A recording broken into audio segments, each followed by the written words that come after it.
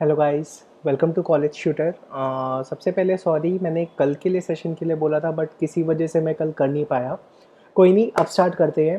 आप लोगों का कल एग्ज़ाम है एंड एग्ज़ाम में will be having 5 units. 5 unit में एक यूनिट हम लोग ऑलरेडी अपने चैनल पे कवर कर चुके हैं। नेक्स्ट 15 से 20 मिनट्स में मैं सेकेंड यूनिट कवर करने जा रहा हूँ। ये यूनिट बहुत ज़्यादा ईजी है एंड जस्ट समझने वाली है। अगर ये वाली यूनिट समझ आ गई तो अपने वर्ड्स में लिखा जा सकता है। दूसरी बात, काफ़ी लोग अभी भी काफ़ी ज़्यादा कंफ्यूज है कि कल का एग्ज़ाम पैटर्न क्या होगा। तो एग्ज़ाम पैटर्न के लिए कोई भी ऑफिशियल अनाउंसमेंट सीसीएस के साइड से इशू नहीं करी गई है कहीं पर भी। तो कुछ लोग बोल रहे हैं कि एमसीक्यू आएगा एंड कुछ लोग बोल रहे हैं कि सिंपल पेन एंड पेपर वाला होगा। तो मेरे अकॉर्डिंग पेन एंड पेपर वाले के ज़्यादा चांसेस हैं एंड उस साइड ही जाएंगे। बाकी कल क्लियर आउट हो जाएगा। प्रिपेयर हम पेन एंड पेपर के हिसाब से करेंगे क्योंकि अगर एमसीक्यू आता है तो जस्ट अगर ऊपर ऊपर से भी इंफॉर्मेशन है तो इजीली हम लोग अटेम्प्ट कर सकते हैं। बाकी वो सारे सेकेंडरी इश्यूज़ है। पहले अब हम लोग सिलेबस कवर अप करते हैं एंड स्टार्ट करते हैं सेकेंड यूनिट के साथ। Second unit is all about planning and decision making. MIS में ऑलरेडी बता चुका हूँ कि मैनेजमेंट इंफॉर्मेशन सिस्टम बेसिकली हम लोगों को हेल्प करते हैं कि कैसे हम जितनी भी इंफॉर्मेशन है हमारे बिजनेस से रिलेटेड उसको कैसे गैदर करते हैं, कलेक्ट करते हैं, प्रोसेस करते हैं एंड फर्दर मैनेजर्स कैसे उसको यूटिलाइज करते हैं। इस वाली यूनिट में हम लोग समझ रहे हैं कि प्लानिंग क्या है, प्लानिंग की क्या इंपॉर्टेंस है, MIS कैसे कंट्रीब्यूट करते हैं, देन फर्दर प्लान आउट करने के बाद डिसीजन किस तरीके से लिए जाते हैं, डिसीजन के क्या बेसिस रहते हैं, डिसीजन के क्या टाइप्स हैं। ये सारी चीज़ें हम लोग इस वीडियो में डिस्कस करेंगे। जिन लोगों को अभी भी MIS का मीनिंग वगैरह क्लियर नहीं हो तो मैं सजेस्ट करूँगा कि आप लोग पहले जाके पिछली वीडियोस को देखें ताकि आप लोगों को एटलीस्ट MIS का मीनिंग क्लियर हो जाए। क्योंकि अगर एग्जाम में कल कोई भी क्वेश्चन आता है रिलेटेड टू कि MIS की नीड आ जाए, फीचर्स आ जाए, MIS का मान लो कोई प्रैक्टिकल क्वेश्चन आ जाता है, प्रैक्टिकल सिचुएशन देके एटलीस्ट आप लोग डेफिनेशन लिख के उसको अटेम्प्ट कर पाओ। तो चलिए सबसे पहले हम लोग स्टार्ट करते हैं प्लानिंग के साथ। Planning is a managerial process of deciding in advance what to be done, how to do it and who is to do it. Planning हम लोग अपने फर्स्ट सेमेस्टर से पढ़ते हैं कि मैनेजमेंट में कितनी इंपॉर्टेंट होती है, प्लानिंग में क्या होता है, प्लानिंग का क्या रोल होता है। वही चीज़ हम लोग यहाँ पे अगेन रिपीट कर रहे हैं इसके अंदर। प्लानिंग में मैं पहले ही डिसाइड कर लेता हूँ कि मेरे को क्या करना है, कैसे करना है, किससे कराना है, कब कराना है, ये सारी चीज़ें। जैसे कि मान लो मेरी एक ऑर्गेनाइजेशन है, ऑर्गेनाइजेशन मेरी मान लो स्पोर्ट्स इक्विपमेंट की है। स्पोर्ट्स इक्विपमेंट में मैं प्लान आउट कर रहा हूँ कि मेरे को अपनी सेल्स इंक्रीज़ करनी है। तो इंक्रीज़ करने के लिए मैं क्या करूँगा, ज़्यादा प्रमोशंस करूँगा, मे बी कुछ सुपरस्टार्स के साथ टाई अप करूँगा, अपने इक्विपमेंट्स उनको दूंगा ताकि वो मेरी एडवर्टीजमेंट करे। तो ये सारी चीज़ें कैसे मैंने प्लान आउट किया कि भाई किन से मेरे को टाई अप करना है, उनसे कैसे कैसे मेरे को प्रमोशंस करवानी है। That is all about planning. Planning के बाद इसके कैरेक्टरिस्टिक क्या होते हैं, आसान आसान है भाई, कॉग्निटिव एक्टिविटी है। कॉग्निटिव अब थोड़ा सा अलग सा वर्ड साउंड करता है, इसका मतलब होता है कि like more mental than physical. यानी कि हम लोग इसके बारे में फिजिकली से ज़्यादा देख के चलते हैं कि हाँ भाई मेरे को ऐसे करना है, नहीं मेरे को ऐसे करते हुए जाना है, मैं ऐसे इम्प्लीमेंट करूँगा। That is cognitive activity. दूसरा आता है रोड मैप टू परफॉर्मेंस। अब रोड मैप टू परफॉर्मेंस में कैसे बोलता हूँ, क्योंकि देखो मैं जब प्लान करूँगा मैंने ऑलरेडी लिस्ट आउट किया हुआ है कि मेरे को कब क्या चीज़ करनी है। जैसे कि हम लोग जैसे कि एडवर्टीजमेंट के प्लान करते हैं, हम लोग क्या करते हैं कि सुबह के समय रात को 12 बजे के बाद कम एड्स रोल आउट हो। प्राइम टाइम पे हम मेरी कोशिश है कि मेरे ज़्यादा से ज़्यादा ऐड चले जाए। तो मेरी परफॉर्मेंस का एक तरीके से रोड मैप की तरह होता है। तीसरा आता है uniformity in action. Uniformity in action को हम लोग ऐसे समझ सकते हैं कि जो मेरे अलग अलग डिपार्टमेंट हैं because of my plan towards same गोल काम करेंगे, उनके बीच यूनिफॉर्मिटी होगी। जैसे कि मान लो मेरे पास अभी 3 प्रोजेक्ट्स आए हुए अलग, project A, project B, project C. अगर मैं प्लान नहीं करूंगा हो सकता है कि मेरा फाइनेंशियल डिपार्टमेंट प्रोजेक्ट ए पे कर रहा है, मार्केटिंग प्रोजेक्ट बी पे कर रही है, अकाउंट्स प्रोजेक्ट सी पे कर रहा है, बट क्योंकि मेरे में यूनिफॉर्मिटी होगी वो एक साथ सिंक्रोनाइज करके कोऑर्डिनेट करके काम करेंगे। तो ये होता है कैरेक्टरिस्टिक्स ऑफ प्लानिंग। अलग अलग इसके अलावा भी आपको लिखना हो तो लिख सकते हो। उसके अलावा क्योंकि हम लोगों की क्लासेस नहीं हुई थी, हर किसी ने अलग अलग मटेरियल से स्टडी आउट किया है इस बार। कई लोगों ने ज्ञान गंगा से की है, कई जगहों ने स्वाति से किया है, कई जगहों ने ऑनलाइन लिया, जैसे कि मैंने भी ऑनलाइन कंटेंट लिए।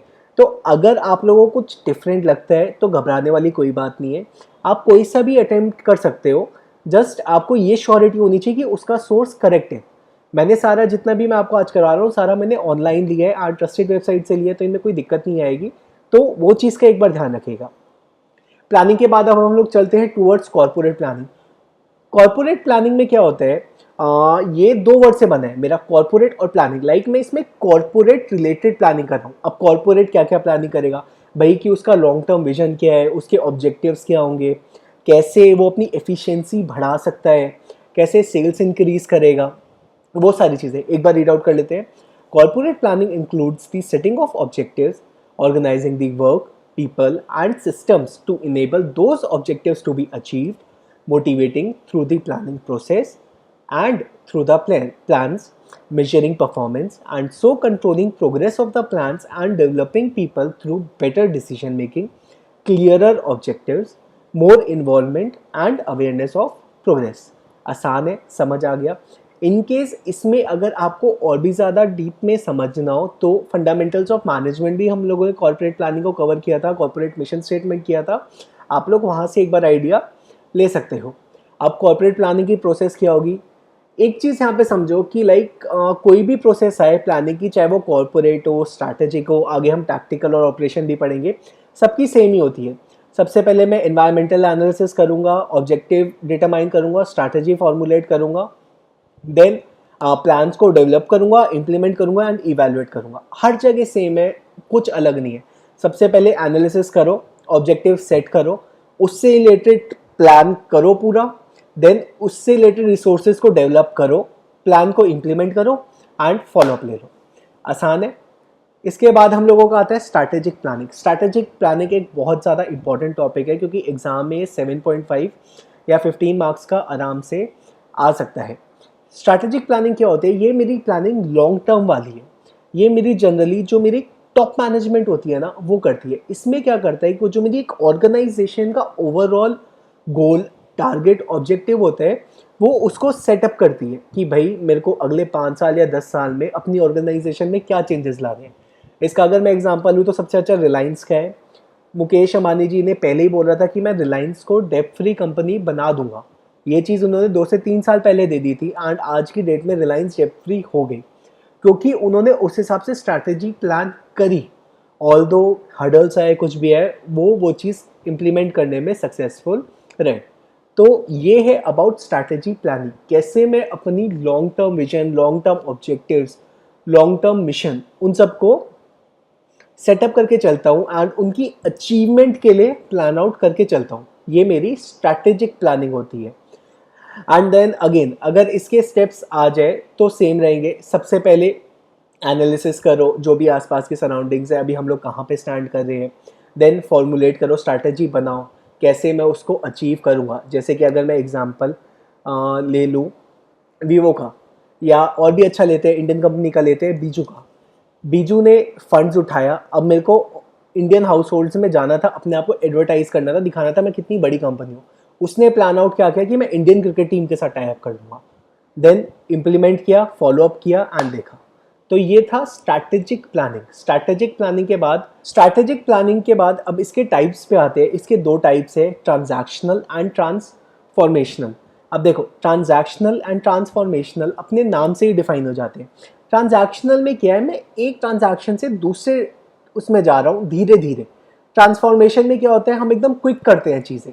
तो ट्रांजैक्शन में क्या है, जो मैं चेंज है बहुत धीरे धीरे अडेप्ट कर रहा हूँ एंड मैं बिलीव करके चलता हूँ इस प्लानिंग में कि मेरे को जो भी मेरे मेथड्स वगैरह है उनमें जस्ट इतना चेंज करना है कि मेरी एफिशिएंसी इंप्रूव हो जाए, मेरी परफॉर्मेंस इंप्रूव हो जाए। मैं भी उसमें कोई ड्रास्टिक चेंज नहीं लेके आऊँगा। जबकि ट्रांसफॉर्मेशनल में क्या होता है, मैं कंपटीशन से फाइट करने के लिए एकदम रेडी हूँ। वो कुछ नया लेके आए, भाई मैं भी लेके आऊँगा नया, उससे बेटर लेके आऊँगा एंड मैं बहुत जल्दी चेंजेस पे बिलीव करता हूँ। तो ये था अबाउट स्ट्रेटेजिक प्लानिंग। अब इसके बाद इसके की एलिमेंट्स क्या है। सबसे पहला, where is your business now, where do you want to take it, what do you need to get there. अब तीनों को देखो, मैं एक एक करके समझाता हूँ, बहुत आसान है। सबसे पहले where is your business now, यानी कि करंटली हम लोग कहाँ पे स्टैंड कर रहे हैं हमारा बिजनेस, कहाँ पे है, भाई हमारे पास कितनी कैपिटल है, अभी हम कहाँ पे स्टैंड है, हमारे पास कितना मार्केट शेयर है, ये सारी चीज़ें। अब where do want to take it, हमारा टारगेट क्या है, मेरे को कहाँ जाना है। आज मेरे पास 10% मार्केट शेयर है, मेरे को 10 से बढ़ा के उसको 20 या 25 तक लेके जाना है, तो मैं कैसे लेके जाऊँगा, वो हो गया। उसके बाद व्हाट डू यू नीड, अब मैं वहाँ पे पहुँचूंगा तो कैसे पहुँचूंगा, वो चीज़ मेरा आता है तीसरे में। सबसे पहले आज मैं कहाँ स्टैंड करता हूँ, दूसरा मैं कहाँ पहुँचना चाहता हूँ, एंड तीसरा मैं क्या करूँ कि वहाँ पे कैसे पहुँच जाऊँ। तो ये चीज़ है, एंड अल्टीमेटली देखा जाए तो स्ट्रैटेजी का नाम भी यही है। स्ट्रैटेजी बेसिकली हमको हेल्प करती है हमारी डिज़ायर्ड लोकेशन पे पहुंचने के लिए, करंट लोकेशन के। तो यही है अबाउट स्ट्रैटेजिक प्लानिंग। इसके बाद आता है, ये एक इंपॉर्टेंट टॉपिक है, एग्जाम में आ सकता है कि like strategic, tactical and operational में क्या डिफरेंस है। इसको देखो ऐसे ट्रीट करने के चलना, स्ट्रैटेजिक इज लाइक मैं टॉप मैनेजमेंट वाला, टैक्टिकल मिडल का आया, ऑपरेशन लोअर लेवल का आ गया। स्ट्रैटेजिक क्या है, जैसे कि मेरी टॉप लेवल होती है ना, लॉन्ग टर्म के लिए बनाती है, पूरी ऑर्गेनाइजेशन का ध्यान करते हुए चलती है उसके लिए, तो उसके लिए मैंने प्लानिंग करी। टैक्टिकल में क्या होता है, टैक्टिकल बेसिकली जो मेरे लॉन्ग टर्म वाले थे ना, उनको थोड़े छोटे छोटे छोटे में डिवाइड करती है एंड फर्दर लोअर लेवल पे डाल देती है कि भाई तुम्हारे छोटे छोटे कैसे अचीव किए जाए डिपार्टमेंट हेड वाइज। ऑपरेशन क्या करता है, जो मेरे पास छोटे छोटे हैं ना, इनको मैं डेली एक्शंस में कन्वर्ट करता हूँ एंड अचीव करने की कोशिश करता हूँ। अब इसका एक एग्जांपल लेके चलते हैं। जैसे कि मान लो किसी भी ऑर्गेनाइजेशन का लेते हैं, आज उसका मार्केट शेयर है 1% नया है, कोई स्टार्टअप आए। अब अगर हम स्टार्टअप की बात करें तो पेटीएम का ले लेते हैं। पेटीएम ने टारगेट किया कि मेरे को इंडिया के अंदर सबसे ज़्यादा ट्रांजैक्शन वाली कंपनी बनना है। उन्होंने कर लिया। उन्होंने मिडिल लेवल पे क्या डाला कि भाई तुम मेरे को 5 साल में 1000x या 10,000x ट्रांजैक्शन चाहिए ही चाहिए। अब ये लोग कैसे डिवाइड करेंगे, ये एरिया वाइज या डे वाइज आगे वाले को फर्दर टारगेट्स दे देंगे। तो ये about strategic, tactical and operational planning. इसके बाद आते हैं MIS business planning. MIS business planning समझने के लिए बहुत आसान है। मैनेजमेंट इंफॉर्मेशन सिस्टम हम लोग सब समझ गए क्या है, कि बेसिकली एक ऐसा इंफॉर्मेशन मैनेजमेंट सिस्टम है जो कि ऑल नेसेसरी इंफॉर्मेशन को कैसे कलेक्ट करता है, प्रोसेस करता है एंड फर्दर हेल्प करता है टारगेट को अचीव करने में।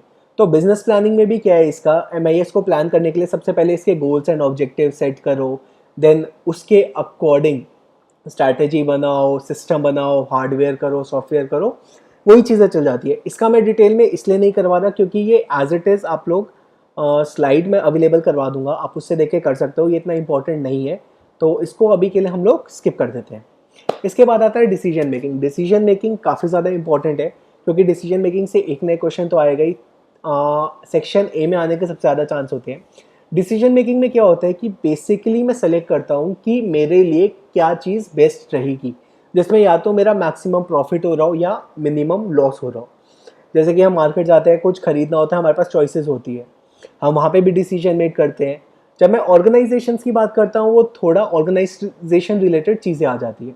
तो ये decision making is the process of selecting a best alternative course of action from among a number of alternatives given to management or developed by it after carefully and critically examining each alternative।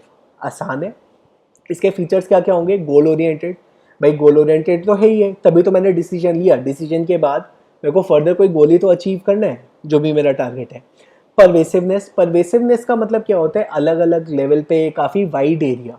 Decision मेरा bottom level पे भी लिए जाते हैं, middle level पे भी लिए जाते हैं, टॉप लेवल पे भी लिए जाते हैं। उसके बाद प्रॉब्लम ऑफ चॉइस, भाई मेरे को डिसीजन ले रहा हूँ तो मैं बेसिकली कोई ना कोई चॉइस तो ले ही रहा हूँ, तो प्रॉब्लम ऑफ चॉइस अपने आप आ गया। कॉन्टिन्यूस प्रोसेस, कॉन्टिन्यूस चलता रहेगा, डिसीजन मेरे को लेने ही लेने again and again. Situational, situation basis पे है। इसके बाद आते हैं types of decision. Types of decision में जो सबसे इंपॉर्टेंट है वो प्रोग्राम्ड एंड नॉन प्रोग्राम्ड है, वो हम लोग थोड़ा सा डिटेल में करेंगे। उससे पहले हम सारे एक एक करके देख लेते हैं। सबसे पहले पर्सनल वर्सेस ऑर्गेनाइजेशनल। भाई पर्सनल क्या है, जो बस मेरे को इफेक्ट कर रहे हैं एज अ एम्प्लॉय, नहीं जस्ट अपने लेवल पे। जबकि ऑर्गेनाइजेशनल पे जब वो मेरा डिसीजन ऑर्गेनाइजेशन पे इफेक्ट लाएगा। एक मैनेजर जॉब छोड़ के चला गया पर्सनल डिसीजन से, ठीक है, मैंने उस मैनेजर को उसके टॉप मैनेजर ने फायर आउट किया, वो ऑर्गेनाइजेशन पे है, दोनों में डिफरेंस हो गया। तो ये पर्सनल वर्सेस ऑर्गेनाइजेशनल हुआ। इसके बाद आता है इंडिविजुअल वर्सेस ग्रुप। अपने आप डिफाइंड है, कुछ डिसीजन होता है जो इंडिविजुअल खुद लेता है, कुछ होता है जिसके लिए ग्रुप होता है। इसका एक और एग्जांपल लिया जाए तो कोर्ट, कोर्ट में कभी सिंगल जज भी होता है, कभी मल्टीपल जज भी होता है। जैसे कि अभी अयोध्या वर्डिक्ट जो आया था उसमें मल्टीपल जजेस थे, तो वो ग्रुप डिसीजन था, ग्रुप वर्डिक्ट था। तीसरा आता है प्रोग्राम एंड नॉन प्रोग्राम, ये अभी के लिए छोड़ देते हैं, पहले नीचे के दो करके फिर हम लोग इस पे आएंगे। Policy and operating decisions. Policy and operating को एक तरीके से स्ट्रैटेजी एंड ऑपरेटिंग जो हमने पीछे डिस्कस किया था ना प्लानिंग में, वही है। पॉलिसी मेरी लॉन्ग टर्म है, ऑपरेटिंग उससे शॉर्ट टर्म वाले डिसीजन है। Routine versus strategic, again same thing. Routine मतलब रूटीन वाइज जो लेने वाले हैं, शॉर्ट टर्म वाले मतलब मिडल वाले, स्ट्रैटेजिक मेरे लॉन्ग टर्म वाले। अब आते हैं हम लोग प्रोग्राम्ड एंड नॉन प्रोग्राम पे। प्रोग्राम वाले क्या होता है, ये मेरे वो डिसीजंस होते हैं एक ऑर्गेनाइजेशन के अंदर जो मेरे को रेगुलर लेने ही लेने, जैसे कि परचेस ऑफ रॉ मटेरियल है, भाई रेगुलर परचेस होगी होगी, इसका एक तरीके से फिक्स प्रोसीजर है तो हमेशा फॉलो किया जा सकता है, या फिर इसके लिए ऑलरेडी डिफाइंड है इंडिविजुअल या एम्प्लॉय जो ये डिसीजन लेगा। जबकि नॉन प्रोग्राम क्या होते हैं, मेरे इरेगुलर होते हैं। जैसे कि मान लो मैंने एक नई इंडस्ट्री लगाई, अब नई इंडस्ट्री सेटअप कर रहा हूँ तो मैं कहाँ पे करूँगा, कोई ये मेरा प्रोग्राम तो है नहीं रेगुलर वाला, तो ये मेरा नॉन प्रोग्राम में आ जाएगा। तो ये है मेरा टाइप्स ऑफ डिसीजन। इसके बाद आते हैं हम लोगों के एलिमेंट्स डिसीजन मेकिंग में। एलिमेंट्स बहुत इंटरेस्टिंग चीज़ है क्योंकि ये पांचों हम कहीं ना कहीं जानते हैं, जस्ट इनको एक अच्छे वर्ड्स में डिफाइन करके यहाँ पे लिख दिया जो हमको एग्जाम में जाके लिखना है। सबसे पहले आता है कॉन्सेप्ट ऑफ गुड डिसीजन। अब गुड डिसीजन किसको बोला जाए? गुड डिसीजन मेरा वो होता है कि जिनसे रिलेटेड वो डिसीजन लिया गया हो, जो भी सारे उसमें इंडिविजुअल्स कंसर्न हो या ऑर्गेनाइजेशन कंसर्न हो, वो सारे वेल सेटिस्फाइड हो कि एटलीस्ट जो डिसीजन था वो 100% रैशनल था, वहाँ पे कोई भी पार्शियलिटी नहीं करी गई। क्योंकि हर किसी को सेटिस्फाई करना पॉसिबल नहीं है। अब जैसे कि मान लो मैं एग्जांपल ले लो, एक कंपनी है, कंपनी के पास 1 करोड़ रुपए थे, उसने सारे शेयर होल्डर्स में बांट दिए, सारे शेयर होल्डर्स खुश, लेकिन वो एक अच्छा डिसीजन नहीं है क्योंकि वो रैशनल नहीं है। तो कॉन्सेप्ट ऑफ गुड डिसीजन में ये चीज़ मेंशन करना बहुत ज़रूरी है। इसके बाद आता है एनवायरनमेंट ऑफ डिसीजन। जब भी मैं एनवायरनमेंट की बात करूँगा, मैं हमेशा पॉलिटिकल एनवायरनमेंट भी देखूंगा, अपना सोशल भी देखूंगा, कल्चरल भी देखूंगा, इन सब पे क्या इफेक्ट आएगा, इन चीज़ों को भी मैं लेके चलूँगा। अब जैसे कि मेरी कोई कंपनी है, मान लो मैन्युफैक्चरिंग के अंदर हूँ, मैं एकदम से प्लास्टिक बैन करने के बजाय उसका प्रोडक्शन बढ़ा देता हूँ, एनवायरनमेंट के लिए अच्छा नहीं है, मेरी सोसाइटी के लिए अच्छा नहीं है, तो ये एक अच्छा डिसीजन नहीं हुआ। तो ये एक और एलिमेंट है जो मेरे चलेगा ही चलेगा। तीसरा आता है साइकोलॉजिकल। साइकोलॉजिकल क्या होता है, ऑल्दो मैनेजर को हमेशा रैशनल डिसीजन लेने चाहिए, जो भी उसके सामने फैक्ट्स वगैरह उसके बेसिस पे लेने चाहिए, बट काफ़ी बार होता है वो कई बार उसमें नहीं जाता। जैसे कि एक एग्जांपल लेते हैं, सपोज करो मेरी एक शू फैक्ट्री है, जूते की फैक्ट्री है। जूते की फैक्ट्री में मेरे पास रॉ मटेरियल जो लेसेस होती है वो यूज़ होनी है। मेरे पास दो सप्लायर है, सप्लायर ए, सप्लायर बी। जो सप्लायर ए है वो मेरा पुराना कॉलेज का दोस्त है, सप्लायर बी कोई नया कोई और कंपनी है। सप्लायर बी मेरे को कम पैसों में दे रही है, सप्लायर ए पैसे ज़्यादा ले रहे हैं, बट क्योंकि साइकोलॉजिकली मेरे उससे ऑलरेडी रिलेशंस है, काफ़ी चांसेस है कि डिस्पाइट एक्स्ट्रा कॉस्ट दे के भी मैं सप्लायर ए के पास चला जाऊँगा। तो ये एक और इम्पॉर्टेंट एलिमेंट है। चौथा, टाइमिंग ऑफ डिसीजन। टाइमिंग बहुत इंपॉर्टेंट होती है क्योंकि टाइमिंग का मतलब सिर्फ ये नहीं होता कि लाइक तुम किस टाइम डिसीजन ले रहे हो, बल्कि टाइमिंग में वो भी आता है कि वो डिसीजन कब तक लास्ट कर रहा है, कब तक चल रहा है, तो वो चीज़ अपने आप आ जाएगी। लास्ट होता है कम्युनिकेशन। कम्युनिकेशन का मतलब क्या है कि तुमने डिसीजन ले लिया, लेकिन अगर कंसर्न पार्टी को कम्युनिकेट नहीं करा टाइम पे तो उसका कोई फ़ायदा नहीं है। अब जैसे कि मैं एग्जांपल लेता हूँ, सपोज करो मेरी कंपनी थी स्नैक्स की, स्नैक्स में से एक में मेरी कंप्लेन आ रही थी, मेरे एक डिपार्टमेंट के पास कंप्लेन आई जो फीडबैक वगैरह लेता था, लेकिन अगर उसने उस चीज़ को कम्युनिकेट नहीं करा फर्दर कि भाई प्रॉब्लम आ रही है, इसका देखो करो एंड इससे related decision low, and may be उन्होंने डिसीजन भी कोई ले लिया हो, उसको मान लो स्टॉप करने का लिया हो, लेकिन प्रोडक्शन टीम उसको करती रही, प्रोड्यूस करती रही, कई 10,000 बॉक्स और बना लिए, तो उसका कोई फ़ायदा नहीं है। तो ये थे अलग अलग एलिमेंट्स। एलिमेंट्स के बाद डिसीजन मेकिंग प्रोसेस हम लोग ऑलरेडी काफ़ी टाइम से पढ़ते हैं। सबसे पहले प्रॉब्लम को डिफाइन करो, एनालाइज करो, उसके सारे सॉल्यूशंस ढूंढो, सारे सॉल्यूशंस को इवैल्यूएट करो, बेस्ट को सेलेक्ट करो, इम्प्लीमेंट करो एंड देन फॉलो अप ले लो। सिंपल। इसके बाद एक आया था डिसीजन मेकिंग मॉडल्स। मॉडल्स छोटे से हैं, ऑल्दो इतने ज़्यादा डिटेल में नहीं दिए हुए थे, बट मेरे को ये इंपॉर्टेंट लगे इसलिए मैं कवर कर रहा हूँ। दो मॉडल है, इकोनॉमिक मैन मॉडल और administrative man model. Economic man model मेरा इकोनॉमिक थ्योरी से आया है जो एडम स्मिथ ने दी थी। इसमें क्या बोलते हैं कि जो मेरा प्रोड्यूसर है वो रैशनल है। जैसे मैं कंज्यूमर को रैशनल बोलता था ना, यहाँ पे मैंने प्रोड्यूसर को रैशनल बोल दिया। इसको सारे ऑल्टरनेटिव्स पता है, इसको पता है मार्केट कैसा है, कॉम्पिटिटर कैसा है, किस चीज़ का क्या इफेक्ट आएगा, इसकी रैशनल थिंकिंग है, ये उसके हिसाब से डिसीजन लेते हैं। जबकि अगर हम प्रैक्टिकल लाइफ में जाए ये चीज़ पॉसिबल ही नहीं है, जैसे कि मैंने पीछे भी समझाया था एलिमेंट्स में साइकोलॉजिकल वाला। तो इससे बेटर मॉडल दिया प्रोफेसर हर्बर्ट साइमन ने। उन्होंने क्या बोला कि हम इतने ज़्यादा रैशनल हो ही नहीं सकते, क्योंकि हम एक सोशल एनिमल है एंड ये चीज़ें 100% रैशनल होना पॉसिबल ही नहीं है। तो ये अलग अलग मॉडल्स थे जो आए थे। इसके बाद अलग अलग मेथड्स भी आए डिसीजन मेकिंग के। एक ऑर्गेनाइज मार्जिनल एनालिसिस, को effectiveness analysis, operation research, linear programming. Marginal analysis में क्या होता है, मैं करता हूँ कि अगर मैंने एक यूनिट की प्रोडक्शन बढ़ाई तो मेरा कितना रेवेन्यू बढ़ा एंड कितना प्रॉफिट बढ़ा, मैं उस बेसिस पे करता हूँ। को इफेक्टिवनेस में क्या बोलता हूँ कि मैं सारे जितने भी मेरे फैक्टर्स थे, पॉलिटिकल, सोशल वगैरह, मैं सबको लेके चलूँगा, उसके बेसिस पे करूँगा। ऑपरेशन रिसर्च मेरा साइंटिफिक मेथड से रिलेटेड है, जैसे कि हम पीछे पढ़ते आए थे, ट्रांसपोर्टेशन कॉस्ट निकालते थे, अलॉटमेंट करते थे, सारा साइंटिफिक रिलेटेड था। लीनियर प्रोग्रामिंग मेरा थोड़ा मैथमेटिकल रिलेटेड आ जाते हैं, भाई कैसे ट्रांसपोर्टेशन करनी है, किस वेयर हाउस से मंगाना है, ये सारी चीज़ें। इसके बाद ये कुछ मॉडल्स हैं जो कि बहुत इंपॉर्टेंट है, एग्जाम में आ सकते हैं। सबसे पहले आता है स्वॉट एनालिसिस। स्वॉट क्या है? स्वॉट हम लोगों का 4 वर्ड से बना है, जिसमें आती है strength, weakness, opportunity and threat. अगर ये एग्जाम में क्वेश्चन आ जाता है तो सिंपली क्या करना, पहले स्वॉट एनालिसिस के बारे में जो जो मैं बता रहा हूँ वो लिख देना, देन किसी भी एक ऑर्गेनाइजेशन का उठा के स्वॉट एनालिसिस कर देना। यहाँ पे मैं दिख रहा हूँ। अब इसमें कुछ फैक्टर्स ऑर्गेनाइजेशन के इंटरनल होते हैं, कुछ एक्सटर्नल होते हैं। अब इंटरनल में से स्ट्रेंथ और वीकनेस, मेरे को पता है मेरी क्या स्ट्रेंथ है एंड मेरी क्या वीकनेस है। ऐसे ही एक ऑर्गेनाइजेशन को पता होता है उसकी क्या स्ट्रेंथ है, उसकी क्या वीकनेस है। अब इसका जैसे कि हम लोग एग्जांपल है तो ऐसे ले सकते हैं कि मान लो एक एक्सपोर्ट हाउस है दिल्ली के अंदर, उसकी स्ट्रेंथ क्या है, वो बहुत ही अच्छा क्वालिटी है, क्वालिटी कॉन्शियस रहता है।